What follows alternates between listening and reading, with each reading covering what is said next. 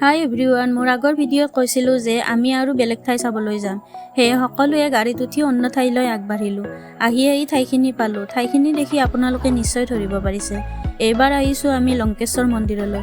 মন্দিৰটো পাহাৰৰ একেবাৰে ওপৰত আছে। সেয়ে আমি সকলোৱে লাহে লাহে চিৰি বগাবলৈ আৰম্ভ কৰিলোঁ।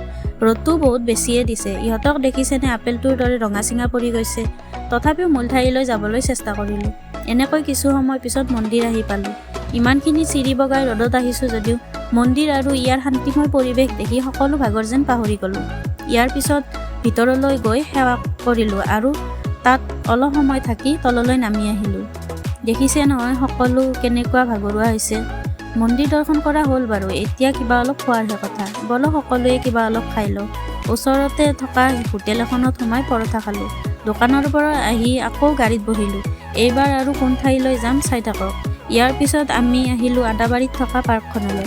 ভিতৰলৈ সোমাই গৈ আমি এবাৰ চাৰিওফালে ঘূৰিলোঁ আৰু বাবুহঁতক খেলিবলৈ দিলোঁ। ইহঁতে কিছু সময় খেলাৰ পিছত আমি সকলোৱে তাৰ পৰা ওলাই আহিলোঁ। নেক্সট আকৌ ডক্টৰ ভূপেন হাজৰিকা দেৱৰ সমাধিস্থলীত এটা ৰাউণ্ড মাৰিলোঁ। যিহেতু সময় বহুত হ'ল, গধূলিও হৈ আহিছে, সেয়ে সকলোৱে গাড়ীত উঠি ঘৰলৈ বুলি ৰাওনা হ'লোঁ। সকলোকে এবাৰ চাওকচোন কেনেকুৱা অৱস্থা হৈছে।